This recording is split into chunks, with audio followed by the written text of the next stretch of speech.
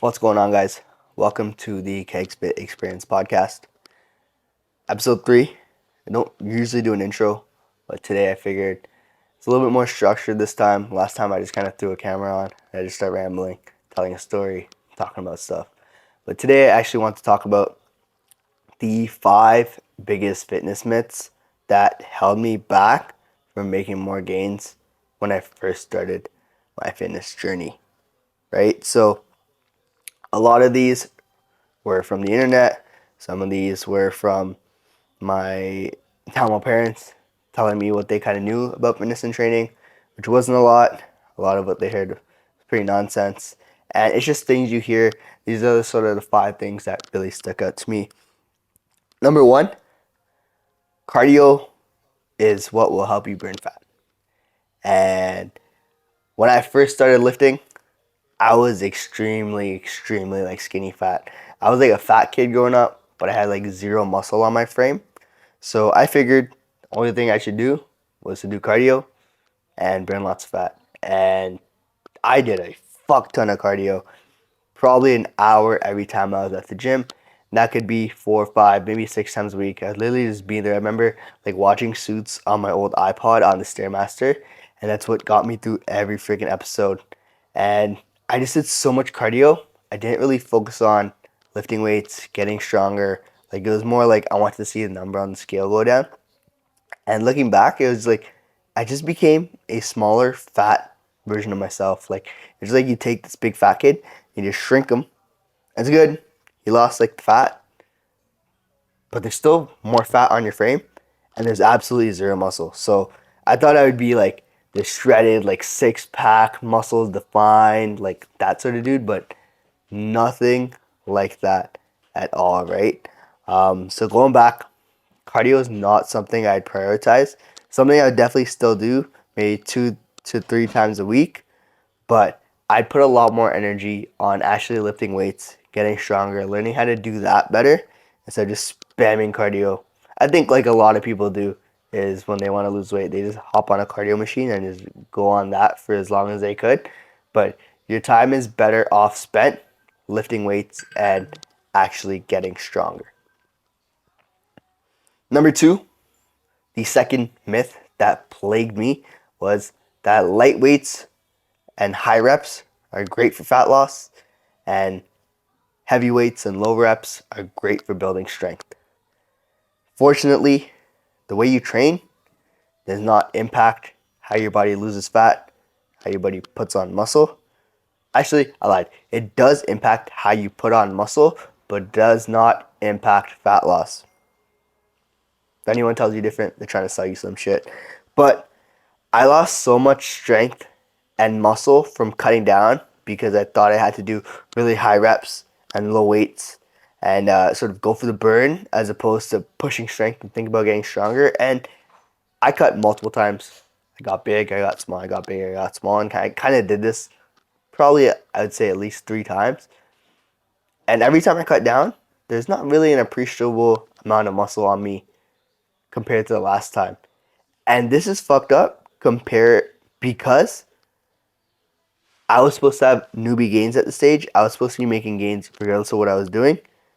But I guess my programming was so bad, my nutrition was not very good, that doing this prevented me from actually building the muscle and strength I needed so that when I cut down, I actually looked the way I want to look, which is jacked, which is have those defined shoulders, have those nice arms, have the chest, have the 6-pack and all that. But because I trained this way and I didn't focus on improving my numbers every single time I was in the gym, I delayed that process for so much longer. So my advice to you is don't switch up your training because you're on a cutting phase or because you're on a bulking phase. If a program is really good, it'll actually work when you're on any phase, right? So focus on improving numbers, focus on increasing strength. Don't think just because you're on a cutting phase, you're not supposed to do anything lower than 5 reps or anything lower than 8 reps. Focus on working in that rep range. Get stronger in all those movements. If your bench goes up while you're cutting, or if your squat or your deadlift go up while you're cutting, that's a really good sign, especially if you've lost body fat. That means you're doing the right things. Your programming is working perfectly and you can't ask for much more. Typically, as you lose weight and as you lose fat, you are going to start losing strength on certain numbers. But if you're over 15% body fat, that's not even something you should have to worry about at any point in time.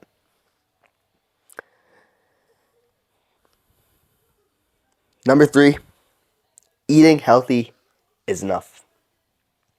I got told a lot to just eat healthy and I'll get the abs I want, I'll look better, I'll feel better.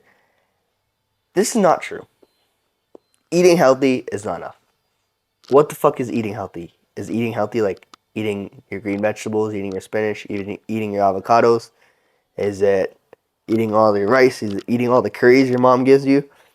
That's not enough. At the end of the day, like if you want to look a certain way, if you have that certain, like for me, like when I close my eyes, I think of like those Tamil actors that look super jacked. Not even the Tamil actors; those guys not in shape.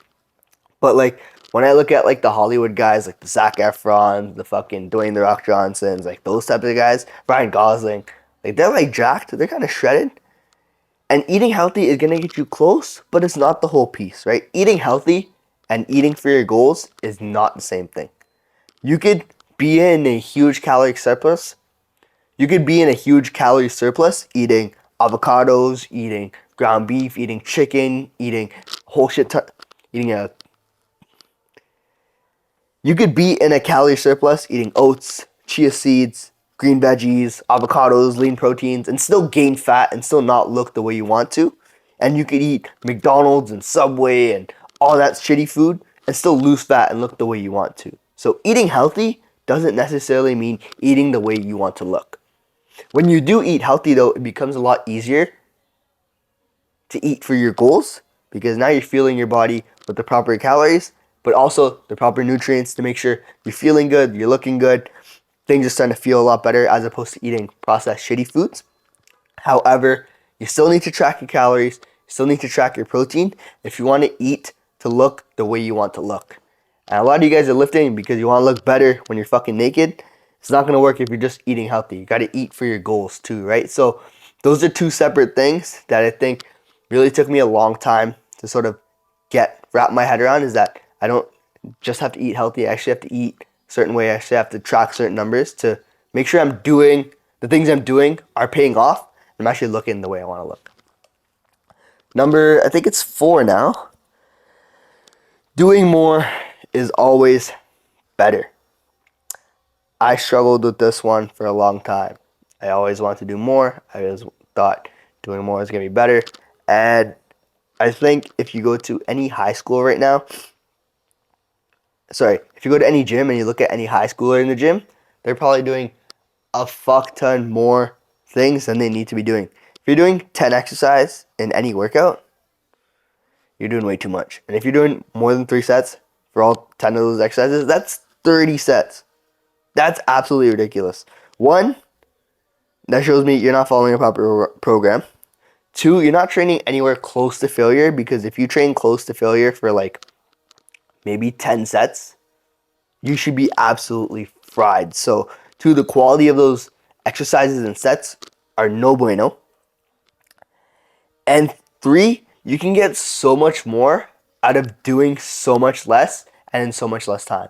And when you're younger, I totally get it. Your time, you don't really have a value for how valuable your time is. But as you get older, you're going to realize, fuck, I need to go to my job. I need to cook things. I need to take care of people. I need to do X, Y, Z with your time. And your time becomes a lot more important. So you don't need to spend 2-3 hours in the gym every day to see the results that you want. I'd argue that you can probably get a sick workout in like 45 minutes, maybe even less than that if you do it properly, right? So you don't need to do 10 exercises, 3 sets of each. Typically, 5 to 7 exercises, anywhere between 2 to 5 sets per exercise, depending on the priority, depending on the exercise, is going to go a long way in making sure you're training with the proper amount to give you the most bang for your buck, right? You don't have to maximize, because the difference between 98% and 100% gains is not a lot, but the difference between 50% and 98 is a lot, right? So making sure you're not doing too much, you're recovering from what you can do, and learning how to push yourself so you can make those limited amount of sets actually count towards your training. You don't want to just go there and half-ass things, waste half your time doing bullshit exercises, bullshit volume that you're not getting anything from, right? So doing more is not always the answer. More often than not, doing it better is going to be a lot better than doing more. Number 5, resistance training makes you stiff. I think everyone, when they think about like lifting weights, they think about that bodybuilder, like that classic picture where the bodybuilder like can't touch his arms together, or like can't do something together because he's so stiff, he's so like whatever. That, as I've trained people, as I've trained myself, as I've seen in the people around me, as I've looked at the research, that's just not true. And unless you're like so fucking huge like those bodybuilders, one, they're on a fuck ton of steroids, and two, they literally dedicate their entire lives to just get bigger, which you are definitely not doing. I am definitely not doing, right? So when we're training, using resistance and using weights and training in full ranges of motion is actually going to be better in exposing your joints, exposing your body to those positions, to those ranges of motion, than like a regular static stretch. Think about it. You're sitting there, you're doing that like hurdler stretch where you have like one leg like this and then the other leg all the way out, and you're going down to stretch, trying to reach for your toes. Or if you're just standing and you're going down and reach for your toes, right? You feel the stretch in your hamstrings. Think about that, right? You feel the stretch in your hamstrings. Now you have dumbbells in your hand and you're going to do a Romanian deadlift. When you go down, you feel that same stretch in your hamstrings and your glutes, but now you have 25 pounds in each hand. You have 50 pounds total weighing you down, pulling you down. Once you go into that end range stretch, now you're coming back up. So those muscles are strengthening, but they're also being stretched in a capacity that I don't think bodyweight stretching will ever get to, right? So don't just look at strength training as something that makes you stiff. If you need to do extra mobility for certain areas, go for it. But I think you should try to include your range of motion, full range of motion, into your exercise as much as possible. Get the most bang for your buck, and you're not going to be stiff. What's going to make you stiff is you sitting at your office job, sitting at your desk like this for fucking 8 hours, not moving at all. What's going to make you stiff is you sitting around in your car for 5 hours. What's going to make you stiff is you watching TV for an extra 4 hours after you come home.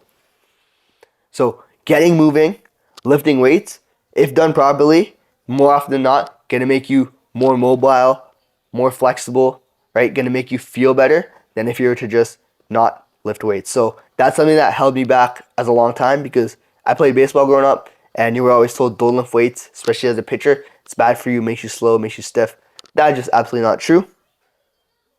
You are better off stronger, you are better off more mobile, you are better off more flexible than if you were to lift weights, right? So those are the sort of 5 myths that held me back from making the gains I could have made. I'm literally telling you guys, so I hope you guys can like learn from those myths. If you've heard that, debunk that. And if you have any questions, please don't hesitate to send me a DM, reach out. I'd love to answer your questions, love to help you clear these things, because it's annoying seeing these things that have plagued me for so long be debunked for so long, and now it's still preventing other people from getting to where they want to be. Hope you guys enjoyed. Share that with someone who possibly believes in the same thing. Share that to someone who actually told you one of those things. And let's make the world a little bit more of a jacked place.